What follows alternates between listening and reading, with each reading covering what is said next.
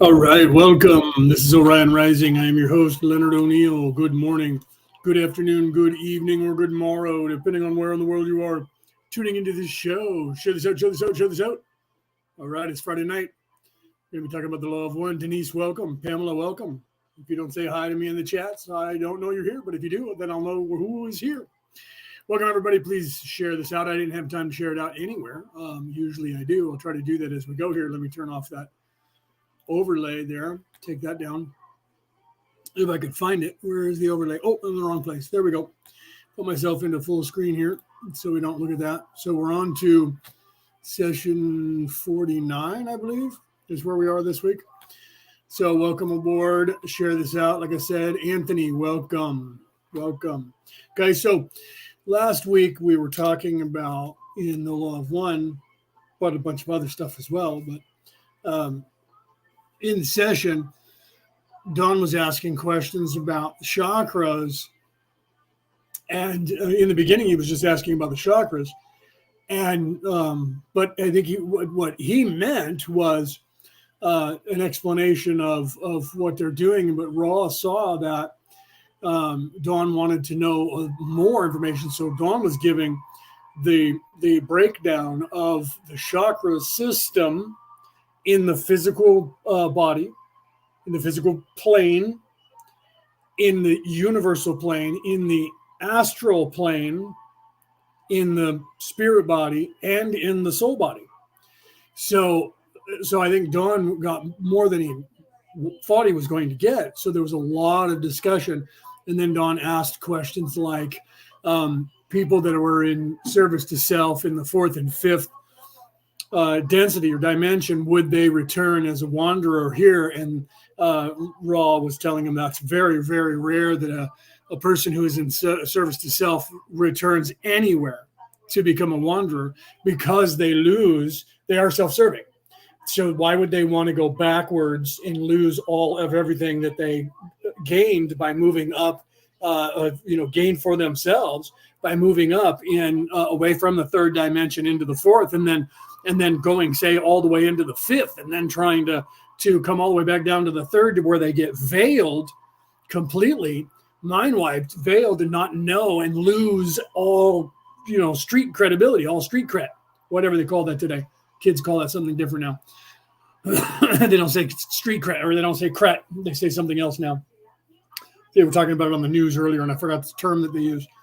I saw it on television today. So it's very rare. It's like one in a billion that will return. So wanderers are almost exclusively in service to others, because they're the only ones who would sacrifice themselves, the ultimate sacrifice, in the fourth dimension or density, and in the fifth. That's part of like, say, extra credit or whatever. So now my mom's coming in here to sit down, so I have to go and have her sit in the other room. So I'm going to go ahead and start with Raw and let you guys hear the beginning of that, and then we'll do a sound check when I get back after I go and have her sit down. Okay, so here we go. April 27th, 1981. 49.0 Ra. I am Ra. I greet you in the love and in the light of the one infinite creator. We communicate now. 49.1 Questioner, would you please first give us a reading on the instrument's condition? Ra. I am Ra. It is as previously stated. 49.2 Questioner, thank you. I have a question here from Jim first. He says, for the past 9 years I have had what I call frontal lobes experiences in the pre-consciousness state of sleep just before I wake up in the morning. They are a combination of pleasure and pressure which begins in the frontal lobes and spreads in pulses through the whole brain and feels like an orgasm in my brain. I have had over 200 of these experiences, and often they are accompanied by visions and voices which seldom make much sense to me. What is the source of these frontal lobes experiences? Ra. I am Ra. We scan the questioner and find some pertinent information already available which regards the physiological disposition of this particular part of the brain. The experiences. Okay, hopefully you guys can hear that okay. Sorry, my mother's not having a good day, so this might be a short session today. We will see how time goes. Cassie, welcome. Did I say hello to Pamela, Denise, Pamela, Penny? Anybody else I missed? Please say hello. Mom's not having a good day today, so this might be short, so we'll try to keep going. So hopefully you guys heard that okay. I didn't see anybody saying whether they could hear it or not, but you guys were doing a lot of talking there. So hopefully you guys could hear Ron. It wasn't just a blank screen and everything was okay. I'll turn it up a little bit more. Thank you, Penny. So let's just continue. We'll get into it and get as far as we can. So for whatever reason, Mom's having one of those days. All right, let's continue. Described and experienced are those distillations which may be experienced after a concentration of effort upon the opening of the gateway, or indigo, mind complex, so that experience of a sacramental, or violet, ray may occur. These experiences are the beginnings of that which, as the body, the mind, and the spirit become integrated at the gateway, or indigo, level, may then yield not only the experience of joy but the comprehension of intelligent infinity which accompanies it. Thus the body complex orgasm and mind complex orgasm becoming integrated may then set forth the proper gateway for the spiritual complex integration and its use as a shuttle for the sacrament of the fully experienced presence of the one infinite creator. Thus there is much to which the questioner may look forward. 49.3 Questioner, to Jim, do you have any addition to that question? To Jim, okay. To Ra, I was wondering, in a previous session you had mentioned the left and right ear tones. If the left and the right brain were somehow related to the polarities of service to self and service to others. Could you comment on this? Ra, I am Ra. We may comment on this. 49.4 Questioner, well, please, will you go ahead and comment on it? Snarky Ra, answering the question, being very, very specific. Can you answer? Can you comment on this? Yes. Yes, we can. Will you please? I love that. That's quite a bit. Let's continue. Ra, I am Ra. The lobes of your physical complex brain are alike in their use of weak electrical energy. The entity ruled by intuition and impulse is equal to the entity governed by rational analysis when polarity is considered. The lobes may both be used for service to self or service to others. It may seem that the rational or analytical mind might have more of a possibility of successfully pursuing the negative orientation due to the fact that, in our understanding, too much order is by its essence negative. However, this same ability to structure abstract concepts and to analyze experiential data may be the key to rapid positive polarization. It may be said that those whose analytical capacities are predominant have somewhat more to work with in polarizing. The function of intuition is to inform intelligence. In your illusion, the unbridled predominance of intuition will tend to keep an entity from the greater polarizations due to the vagaries of intuitive perception. As you may see, these two types of brain structure need to be balanced in order that the net sum of experiential catalyst will be polarization and illumination, for without the acceptance by the rational mind of the worth of the intuitive faculty, the creative aspects which aid in illumination will be stifled. I wonder if Don wanted to know all that information about the brains and the hemispheres of the brain. He is a nuclear physicist, back when he was alive. So it is possible that he wanted to know all of that information, but even if he didn't, Ra is giving you all that information. The different lobes of the brain do play out, masculine and feminine. Ra was alluding to that. However, like Ra said, they both can be used for being in service to self or in service to others, because all of your cognitive abilities and decision making has to do with that. They haven't figured out in science yet if there is a place or a lobe in the brain where the conscience is. It would be more on the right side, if anything, because that's where you hear it from. Positive comes into you from that side, whether you're a medium or just your own mind. And then so the devil on your left shoulder and the that proverbial ideology, the devil on your left shoulder and the angel on your right shoulder, or the Native American term of the two different wolves, and which one you feed is what you become. Is that so? But that doesn't necessarily mean, because everything is backwards when it comes to like your whole right side of your body is controlled by the left side of your brain, and vice versa.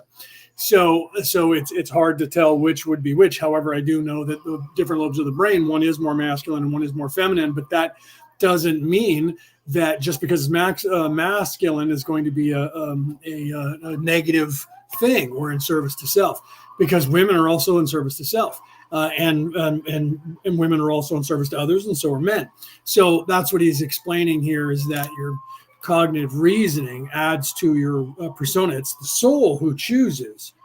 There's nothing inherent in the universe that's evil.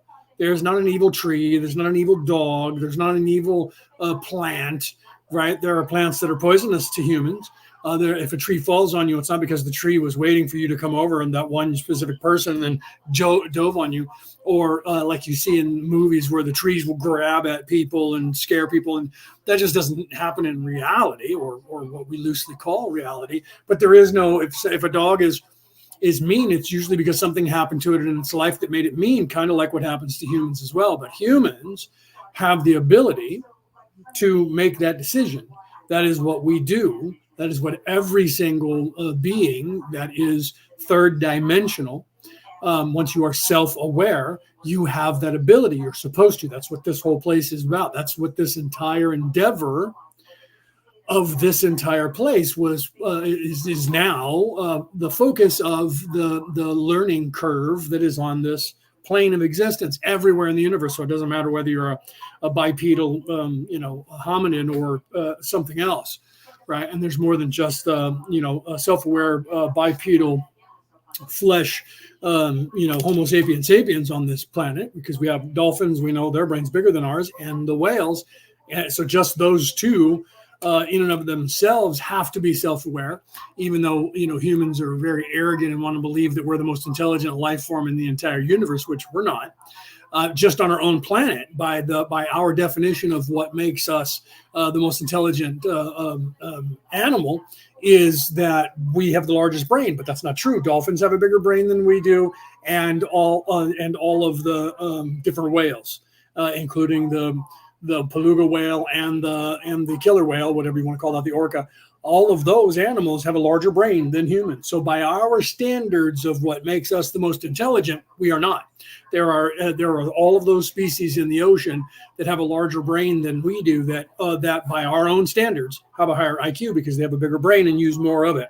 Just because they're not building empires and driving cars and making smartphones doesn't mean they're not intelligent. So because that's not the level of intelligence. That is not the level of intelligence. That's just a product of what we have gone in this cycle. Every cycle before this.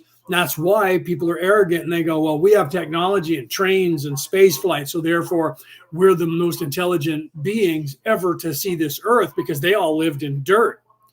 Oh, because we're so much different because we chop down a tree and live in that.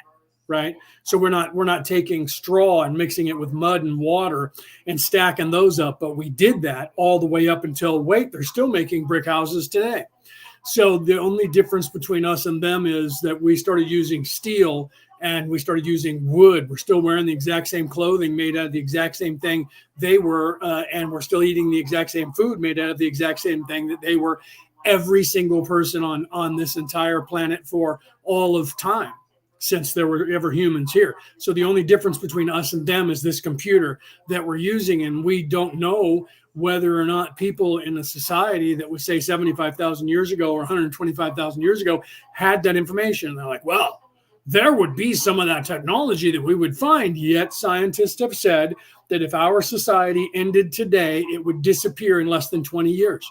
We would have the same ruins and nothing of our technology would survive, because it's all made of metal, which turns to rust and breaks down. Okay, do you see?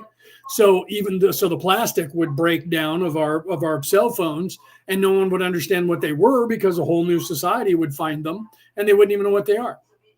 Do you see? So what if they had the exact same kind of technology that we have today? There would be nothing left for us to find, given a long enough timeline. And I've actually watched the documentary. You could look it up on History Channel, where, after Earth, or not after Earth, that was a movie, after the human race, and in places like Chernobyl, where they blocked it all off because of the radiation. And they've gone in now with drones and things to see what it looks like. And here we are 40 years later, and there's not much left of everything. It's all overgrown. You can't even tell that anyone lived there, except for some of the structures were tall enough to have survived. Do you see? So the truth is, in 20 to 40 years, if we disappeared, it'd be gone. So what we made right now would last 2,000 years, 5,000 years, 10,000 years? Nothing, except for some of our structures and statues that we have. You know what I mean? So some of the same structures that we made because other people made, the giant obelisks and things like that. Our bridges would collapse. We wouldn't have those. Some of our high rises would still be there. There's been a bunch of movies who kind of theoretically showed that, where you would have some of the structure still intact. That's it. But you wouldn't know what it was.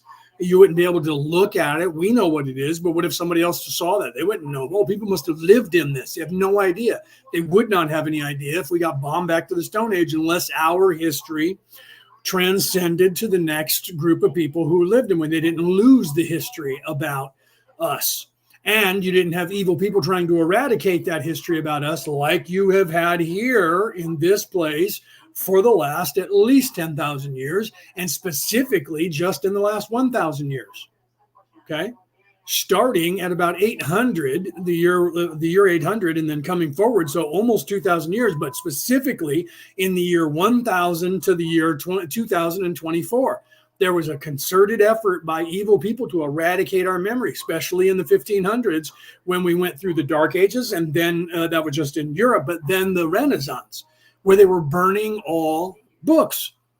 And we know that Julius Caesar, when he was over in Egypt having an affair with Cleopatra, which there's rumor that they had children, he burned Alexandria to the ground. And then there's rumor that all of the documents ended up in the archives of the Roman Catholic Church. I don't know. I've never been under there, but I know they have an archive down there where they have information that is larger than, it's like the largest library on the earth right now. Okay.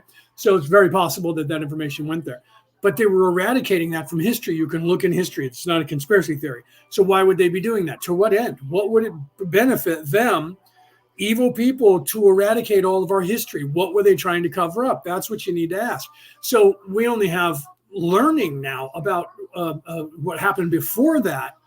And specifically 50,000, 75,000 years ago, we're just now starting to see that things that we took for granted that we thought were built in the 1200s or before, like Stonehenge, was in fact built 75,000 years ago by a people who were a global empire, who their origin place is in our modern day Turkey. That's where they came from, and they moved out across the entire planet, and they were a global society like we have today. Now, with us today, there will be some speculation as to whether we came out of Africa or like they've already started to prove. So if they ever figure that out, if we disappear, they'll say, well, there was a catastrophe 75,000 years ago and it wiped out all of the civilizations. And then people only lived in small pockets because they've already discovered this. South Africa and Madagascar, the North, Norway and Finland, and over in Australia, or in the islands that make up Australia down there in the South Pacific. So all of the human race currently on this planet is repopulated from those three areas in the last 75,000 years. We know that what caused that problem, that almost ended the human race, and we are the product of the last 75,000 years of rebuilding our entire societal structure to become a global societal structure that we have currently. Okay, so I know you're like, what does that have to do with being on point? My point here is that the arrogance of us is determined by us either listening to the ego or listening to our conscience, right? So Denise, I'm sorry, I didn't have my glasses on. I happened to look up and you had a question. Let me go and find out where your question is. Because I don't know what, because when you say go and look above, I have to scroll through everything just to find out whether there's a question by you or anybody else. And I don't know how far back that was. I think I know, but okay, so it was above that. Polarization and illumination. Can you explain? Yes. Okay, found it. So polarization and illumination. Okay, so polarization is literally, if you're talking about in a spiritual sense or in a human sense, you're polarized to just like a battery. You're either positive or negative. If you're positive, then you are in service to others. If you're negative, then you're in service to self. So we become polarized in that way. And that's why some people get along with people and they don't get along with others, because opposites don't attract in that sense. Everybody always says, oh, opposites always attract. That's not true.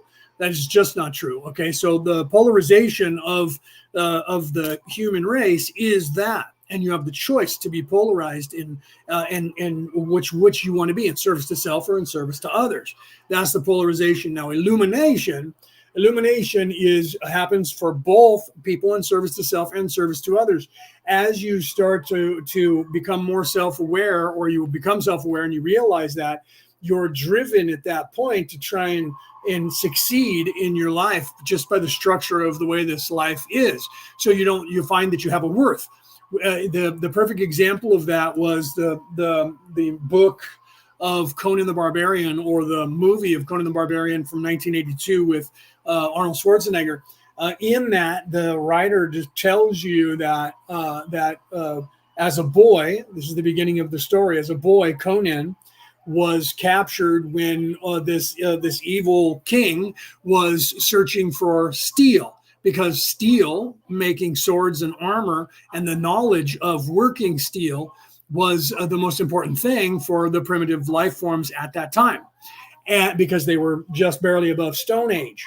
And they had moved past the Bronze Age into the Steel Age, and we had this same thing happen here. And so this was a story about what had happened at that transition. And he was captured as a small child and moved into slavery. And at some point, because he was forced to do physical labor, he was getting stronger. And because of that, he was more fit. And one of his slave masters realized that he had some worth. And they said, let's put him in the ring and have him fight to the death and see what happens, so we can bet on him.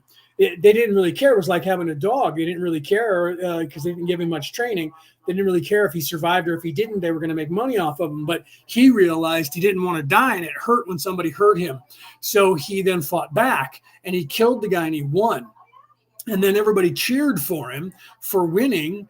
And he realized, I don't want to die. Well, then they started giving him training because they saw that he had the fighting spirit to survive. So then they gave him training. So he continued to work out physically. And then they gave him combat training. And he soaked it all up, because every time he went into the ring, he decided that he had self-worth and he wasn't going to die. And he was going to do everything he could do the right way to win. So he became a very astute warrior, and he killed everyone they put him up against. And eventually his slave master felt sorry for him, and because his winnings were coming harder and harder, because they kept putting him up against harder and harder guys. And because he knew him, they basically grew up together. Even though he was his slave master, they were both boys together.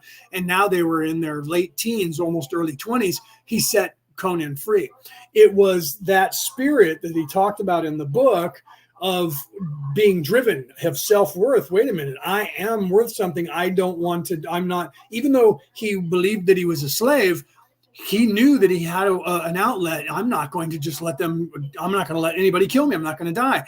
And then eventually he went on to become king, because he became so obsessed with not dying, and also finding the king who killed his mom and dad to get back his father's sword, that he went on and eventually took that guy's kingdom over, because he found him and chopped his head off and took the kingdom and became king. So you'd have to read all the stories of Conan, but it was a great lesson in that. So illumination starts with that basic instinct from the red ray chakra of, I think, therefore I am something. And then you because you have the cognitive ability, you're moving into the orange ray. And then when you get to the yellow ray, then you apply that. And so the illumination is the ascension. As you are illuminating, becoming more self-aware, and then trying to figure something out, you move up either in service to self or in service to others. And you make that choice pretty quickly when you come through. You usually know what you're going to do before you're born, but most people aren't aware of that. And it doesn't take long to notice that kids at a very young age are evil and not. You can sometimes push some that are not fully developed or determined to be evil away from that by saying, don't do those things, and those are wrong, and that's bad. But then usually that one came through with that intention, and to have good parents to keep him on track. But that's really getting into a bunch of other subject. However, the illumination is when your awareness and the knowledge that you gain from moving up within the levels of the third dimension as you're here, and then that continues forever. So if you're evil, then you can still move up in the third dimension, move into the fourth, into the fifth, and then halfway through the sixth.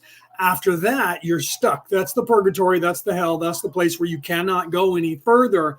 You have to repent your ways. That's a nautical term. You have to go back and say, I'm no longer going to be in service to self. I'm going to be in service to others. And then if you're serious about it, because you can't fool the universe and God, so you can't lie and go, oh no, wink, wink, nudge, nudge, I'm really going to go and be in service to others, so that you can start moving up. And that just, it can't happen. That's the way the universe was designed. Most evil people don't want to believe that. That's why they can't believe that there is a creator, because then they have to believe all of the rest of it and that they're not in charge. So illumination is knowledge that you're gaining either in service to self or in service to others. And it's a completely different package of knowledge that you gain. And that's why I talked about that last week, where the knowledge that you gain in service to others, you could literally, with that knowledge that you gain, take over this entire planet. But you won't get that knowledge and can't use that knowledge if you are in service to self and want to take over the planet. You lose each knowledge. If I was evil most of my life and chose not to be evil, I will lose that knowledge that I have. I won't just go, yeah, I remember when I was evil and this is how we thought and how we acted. And now I'm over here in service to self or in service to others, and I still haven't chosen. You will stay in that lower area, even if you're saying, yeah, I'm actually in service to others, and you're lying to the world and you're secretly in service to self. You will only get a certain level of information. You'll never go past that. It'll frustrate you. You'll be pissed off because you don't want to give up being in service to self, because you don't want to lose what you have to see if what all these crazy people are saying is true. So until you make one of those decisions to go one way wholeheartedly or the other wholeheartedly, then you that's where you're not getting any more illumination. So hopefully that explained what was going on, right? Yeah, right. Penny said, "Love a good movie. Love Conan. You should read the books. The writer. This is crazy. The writer of the Conan books said he had some sort of break or not. You can make up your own mind. I think it was something a little bit more than just that. But you could look this up. He'll tell you that Conan was standing behind him with his sword and with a battle axe at different times, and with one hand on his shoulder, pinning him to the chair and telling him, you will write this, you'll type this, and if you don't, I will hack your head off right here. I will kill you. I will cut your throat and hack your head off. And he was scared to death, and he started typing what Conan told him to write. And he continued typing until Conan would let him either go to bed or use the restroom or whatever. So he literally, the first Conan book, he literally typed the entire book and was exhausted because Conan wouldn't let him up. This is what he claims, that he was afraid for his life. And then Conan came back and did the same thing with a couple more books. I don't remember how many books he actually wrote in the Conan saga, but I know there was at least 3 that he wrote. You should look up the story. It's kind of crazy, right? Deborah, welcome. Bo, welcome. So that's kind of crazy when you think about that. He believed that Conan was standing behind him, threatening his life, and then telling him the story. And he had to type it in, and he didn't have any other kind of psychotic break. So it wasn't like he heard other voices in his head or anything after that. It was only Conan. And Conan was saying, you were going to write down my story or you were going to die. And so he did. And now it's one of the most popular stories that was ever written when it comes to sword and sorcery, only beyond like Tolkien is probably, you know what I mean? There's Tolkien and a few others that are bigger when it comes to that. That's why they made movies out of the Conan saga. Okay. Then they keep redoing it. You just had, first you had The Rock, Dwayne Johnson played Conan, and now you had Jason Momoa playing Conan. So you have more people, so besides just Schwarzenegger back in the 80s, you have a couple different guys playing Conan going forward. Okay. So hopefully that answered the question, Denise, that the illumination and the separation. And so you have different hemispheres of your brain that kind of act like that because you have masculine and feminine energies, but that doesn't mean that masculine is evil and feminine is not, or the other way around, because we determine whether or not we are in service to self or in service to others. We're the only ones that do that. Cats, dogs, trees, none of those they're not self-aware yet. So they don't make that determination. It is only the immortal soul being aware, self-aware, where that freedom of self-expression comes into play. And then from here all the way up until halfway through the sixth dimension or density, then the ego finally goes away. So get used to your ego. This is the first place you have it, and it's the loudest that it's going to be, but it's going to be with you until you get halfway through. The second you go 51% through the sixth dimension, if at all, because it doesn't matter whether you're in service to self now or in service to others now, because once you get there, you have to be in service to others to move up. And there's a certain group of knowledge that you unlock that is universal on both sides. People don't realize that. I talk about that in my book, which I'm happy to say I just got done designing or working on the theory of designing my covers for my book the other day. And now I have to wait for the designers to give me 3 drafts of what to put on my front cover, back cover, and inserts. And then I have to draw up, which I'm working on now, what I want to have printed on the back of the book and in the insert of the book. And then get that added in, and then we'll put the book together. And then they'll try to keep me as long as they can to hard press me to sell me a bunch of other features that they want to sell me before we get it into print and out to the world. So we're looking at, a while of doing that. I'm finding that it's a lot more normal. There was a woman who was talking about her book, and she said it took 6 months from the time she gave it to the editors before they even edited it. So for me, I gave it to the editors, but they didn't actually start working on it. And when they did, it only took 60 days for them to edit. So, that's not bad, because it took her 6 months, unless she was talking about, because then for me, it was the same way. From when I handed them that and sent it to the editors, it was 6 months before it was done being edited. But apparently that's normal when you go through the editing process, that it takes a while. And so, you know what I mean? Unless they're like, whoa, we got to really get this thing out because we want to make money off of you. Okay. Reese, welcome. All right. So let me continue here. So if you guys have any more questions, I'll keep trying to look with the glasses to see what's going on so I don't miss it. All right, here we go. There is one correspondence between right and left in positive and negative. The web of energy which surrounds your bodies contains somewhat complex polarizations. The left area of the head and upper shoulder is most generally seen to be of a negative polarization, whereas the right is of positive polarization, magnetically speaking. This is the cause of the tone's meaning for you. 49.5 Questioner, will you expand on the positive and negative magnetic polarizations in general and how it applies to, say, individuals and planets, etc.? I think there is a correlation here, but I'm not sure. Ra, I am Ra.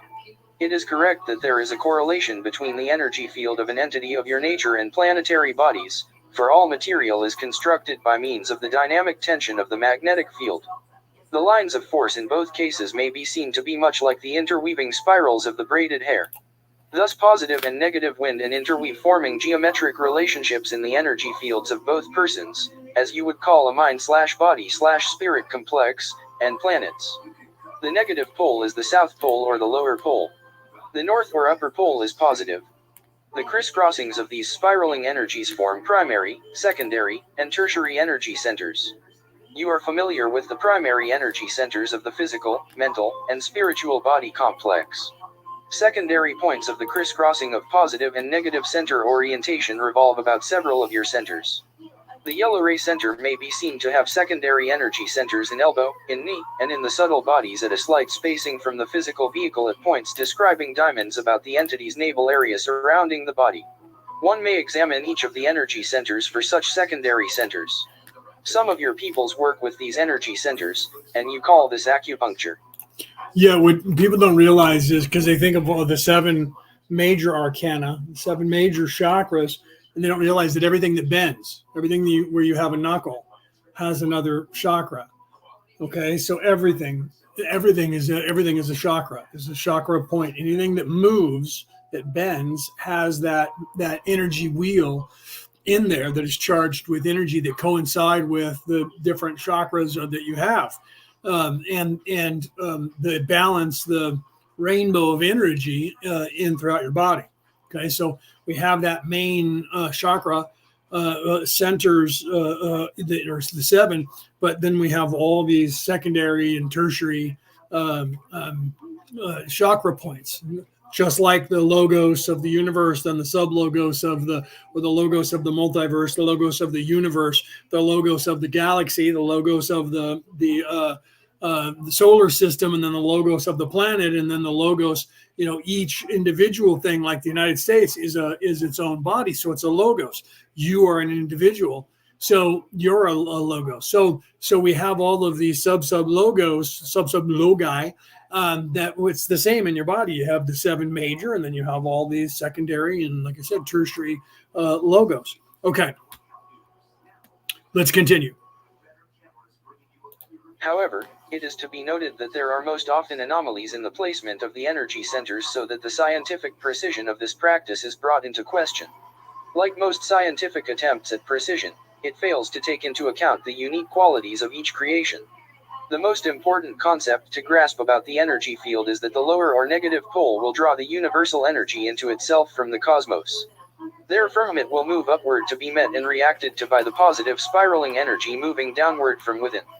The measure of an entity's level of reactivity is the locus wherein the south pole outer energy has been met by the inner spiraling positive energy. As an entity grows more polarized, this locus will move upwards. This phenomenon has been called by your peoples the Kundalini. However, yeah, and he's saying logos, by the way, and it sounds like he's saying locust, right? But he's saying logos, and and we call it the Kundalini. But let him continue here. It may better be thought of as the meeting place of cosmic and inner, shall we say, vibratory understanding. To attempt to raise the locus of this meeting without realizing the metaphysical principles of magnetism upon which this depends is to invite great imbalance. Peter, welcome. 49.6 Questioner. What process would be the recommended process for correctly awakening, as they say, the Kundalini, and of what value would that be? Ra, I am Ra. The metaphor of the coiled serpent being called upwards is vastly appropriate for consideration by your peoples. This is what you are attempting when you seek. There are, as we have stated, great misapprehensions concerning this metaphor and the nature of pursuing its goal. We must generalize and ask that you grasp the fact that this in effect renders far less useful that which we share. However, as each entity is unique, generalities are our lot when communicating for your possible edification. We have two types of energy. We are attempting then, as entities in any true color of this octave, to move the meeting place of inner and outer natures further and further along or upward along the energy centers. The two methods of approaching this with sensible method are: first, the seating within one's self of those experiences which are attracted to the entity through the South Pole. Each experience will need to be observed, experienced, balanced, accepted, and seated within the individual. As the entity grows in self-acceptance and awareness of catalyst, the location of the comfortable seating of these experiences will rise to the new true color entity. The experience, whatever it may be, will be seated in red ray and considered as to its survival content and so forth. Each experience. You know, what you also have to realize is that it's in everything, and I wasn't really paying attention to it, and then all of a sudden I you know how you see something for the first time, and I was like, wait, that makes total sense. And it's because somebody said something talking about the fruits and vegetables and the colors of them, and I went, wait, so the fruits and vegetables actually coincide with the colors of the chakra, right? The colors of the rainbow. And then I started thinking about them and what they represent, and I realized, wow, okay, so red is first chakra, right? And then orange, and then yellow, like an apple, an orange, a banana. Banana gives you potassium. Yellow is the place of doing, physically doing. An apple a day keeps the doctor away. In the red ray, a base root, eating base root energy. And then you have an orange, which is citric acid, which is good for your health and your immune system, which is also the place of knowing, the beginning of the knowledge and health of your physical body. So you have to look at fruits and vegetables in the same manner. Their color coincides with what they represent and what it does for your physical body and where it actually balances what chakra. And I was like, why is nobody talking about that, the colors and how they coincide with that. So I'll be adding that to my next book to talk about that. But I was like, well, of course they would be that way. That's why they are the colors that they are. The person didn't mean it that way, but they said the colors are those colors for a reason because of what they do. And I was like, okay, so this person, maybe they didn't want to go completely into like metaphysical ideology or the chakras when they said this, but it made it to commercial on a television that was about vitamins. And I was like, wow. I'm like, nobody talks about that, but they do tell you, like, when something's green, the greener it is, the plant life, the better it is for you. It's for your digestive tract. And then you have purples and how much they're antioxidants and how they fix your entire body and illuminate you. Well, that's the purple. That's the third eye. That's the illumination. So I'm gonna give examples of that in my next book that hopefully will be out in a couple of years. But we'll see how soon we get that out, because of how soon we get this one out, right? So I'm already doing research, because I literally spent my whole life doing research for what I'm talking about now. You see what I'm saying? Okay, let's continue. Will be sequentially understood by the growing and seeking mind/body/spirit complex in terms of survival, then in terms of personal identity, then in terms of social relations, then in terms of universal love, then in terms of how the experience may beget free communication, then in terms of how the experience may be linked to universal energies, and finally in terms of the sacramental nature of each experience. Meanwhile, the Creator lies within. In the North Pole, the crown is already upon the head, and the entity is potentially a god. Okay, so let's just not blow past that. The Creator lies within. Simply said, Dawn didn't stop him. Dawn let him go and doesn't talk about it. The Creator lies within. Okay? You need to realize the weight of what Ra just said right there. The Creator lies within, and then goes on to talk about the Christ oil without mentioning the Christ oil or the Christos and talking about the illumination. So let me back that up with just a tad here, and we'll replay that portion. Okay, here we go. Then in terms of universal love, then in terms of how the experience may beget free communication, then in terms of how the experience may be linked to universal energies, and finally in terms of the sacramental nature of each experience. Meanwhile, the Creator lies within. In the North Pole, the crown is already upon the head, and the entity is potentially a god.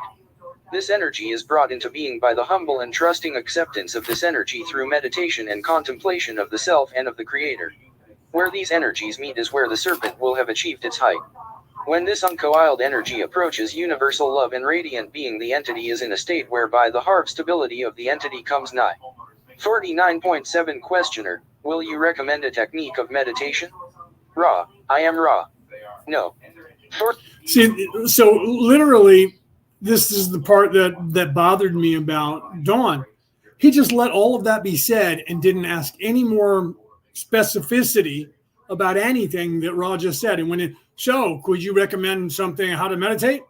No. And now we move on.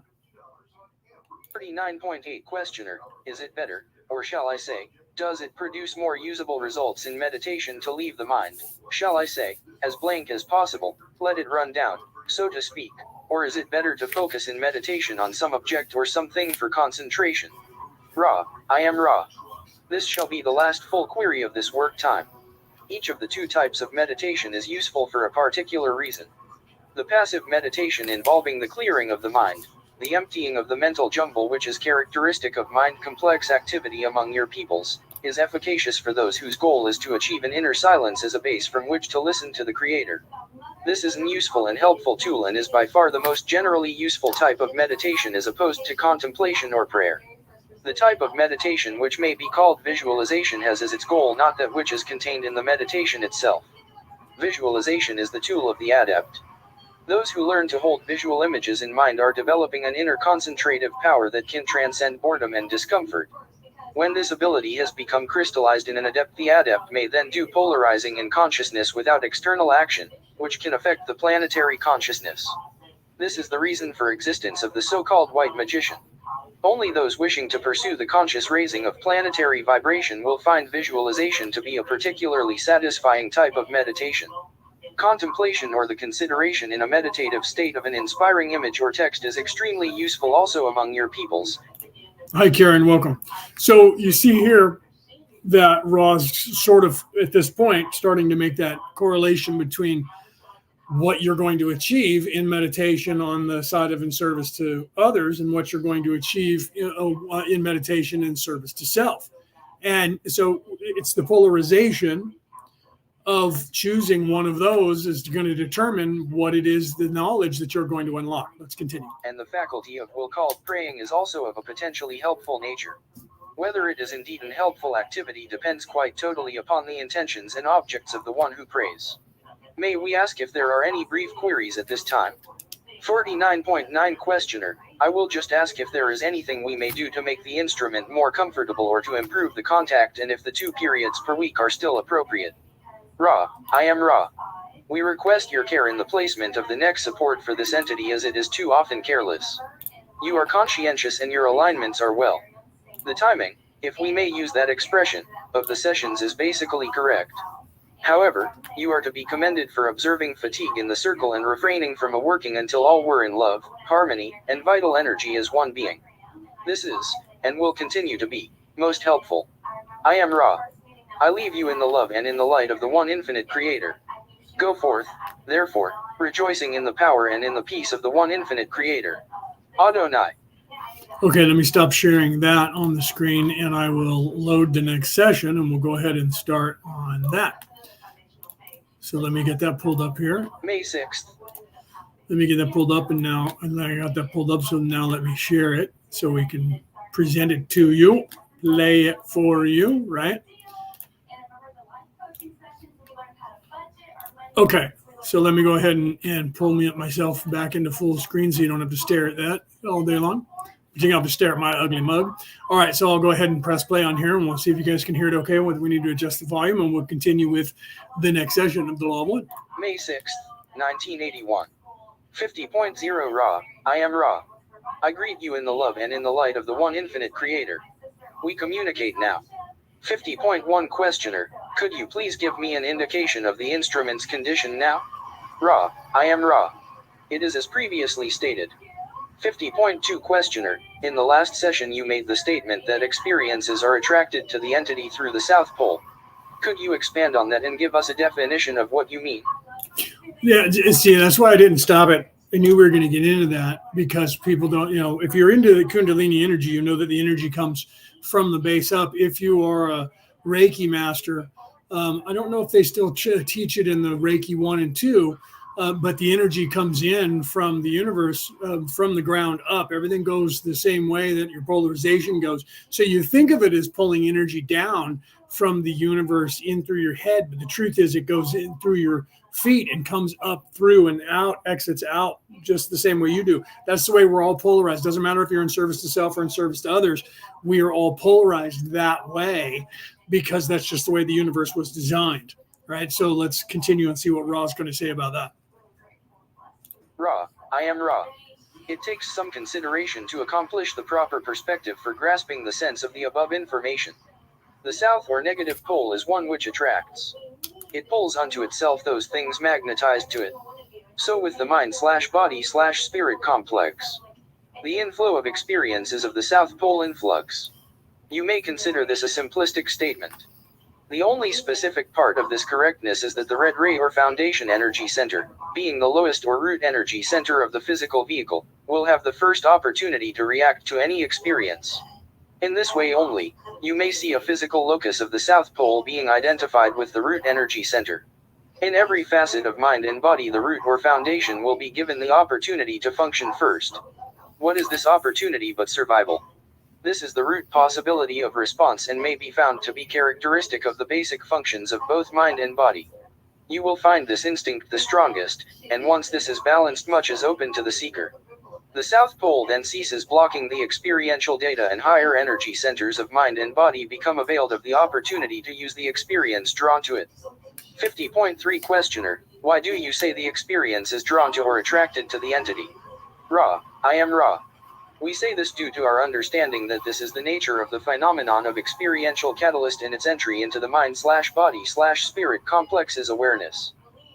right? So literally the information comes in and goes through the natural order of the universe to even illuminate us, because that is the way our spinal column is designed. The Christ within, the Christ oil goes up and down the the Pingala and the Ida nerves, the Kundalini Kunda buffer energy going through the chakras, and because that's the red ray base root, that is the way we're polarized. Everything is polarized that way because that is the way that the creator created the universe, so that it was simplistic. You didn't have people being polarized this way and that way and that way and this way and this way. So that's why you have the torus the way that it is. It's the perfect neural network of the universe. The entire universe is set up exactly the same, so it moves, all the energy moves and flows in a perfect resonance, harmonic resonance, or in by energy, frequency, and vibration throughout the entire spectrum of the known multiverses or unknown, just everything in general. This is what physics is starting to understand. This is what science is starting to understand, that everything works in this perfect spiral, that Fibonacci sequence, that golden mean ratio. Everything in the entire universe, everything is part of that building blocks. That is the secret to the universe. Is literally the 3, 6, and 9 is the secret to everything. The building blocks, everything, communication, everything is designed to flow in a certain order, and that is the way that it works. And so it's not a matter of belief, although you can choose to not believe it, but that doesn't make it so. That's like saying the sky isn't blue on this planet. It's green or it's purple. It can be, depending on the, like we just had a lot of aurora coming in from the sun's coronal mass ejection from a solar flare that is hitting our ionosphere and changing the color because of the energy and the vibration in that radiation that came down onto our planet. That changed the color. So at night, instead of being that regular black color, was purple and green and yellow and red and the colors of the rainbow. 50.4 Questioner. Could you give an example of how an entity sets up a condition for attracting a particular experiential catalyst and how that catalyst then is provided or is learned? Ra. I am Ra. Such an example may be given. 50.5 Questioner. Will you give that? Ra. I am Ra. We paused to scan this instrument's Snarky Ra again. He had to actually say, will you please do that? Consciousness for permission to use its experiential catalyst as example. We may proceed. This is one instance, and extrapolation may be made to other entities which are aware of the process of evolution. This entity chose, before incarnation, the means whereby catalyst had great probability of being obtained. This entity desired the process of expressing love and light without expecting any return. This instrument programmed also to endeavor to accomplish spiritual work and to comfort itself with companionship in the doing of this work. Agreements were made prior to incarnation, the first, with the so-called parents and siblings of this entity. This provided the experiential catalyst for the situation of offering radiance of being without expectation of return. The second program involved agreements with several entities. These agreements provided and will provide, in your time/space and space/time continuum, opportunities for the experiential catalyst of work and comradeship. There are events which were part of a program for this entity only in that they were possibility/probability vortices having to do with your societal culture. These events include the nature of the living or standard of living, the type of relationships entered into in your legal framework, and the social climate during the incarnation. The incarnation was understood to be one which would take place at harvest. These givens, shall we say, apply to millions of your peoples, those aware of evolution and desirous in the very extreme of attaining the heart of love and the radiance which gives understanding. No matter what the lessons programmed, they have to do with other selves, not with events. They have to do with giving, not receiving, for the lessons of love are of this nature both for positive and negative. Those negatively harvestable will be found at this time endeavoring to share their love of self. There are those whose lessons are more random due to their present inability to comprehend the nature and mechanism of the evolution of mind, body, and spirit. Of these we... All right, guys, I'm going to have to go because my mom's not having a good day today, and I'm going to have to take care of her, so we're going to have to cut it short just under an hour today instead of doing like 3 hours, but I'm going to need to go because it looks like my mother might need another shower because I am her caregiver. She's going to be 80 in June, and she has dementia, and I have her in diapers, so she doesn't seem to be having a great day, so I'm gonna have to go and at least find out what's going on there. Okay, so I love you guys. I apologize that we had to cut it down to only a little bit less than an hour. We'll pick up next Friday and we'll continue on from right here. Okay, you guys have a great night. I love you guys, and I'll see you guys next week.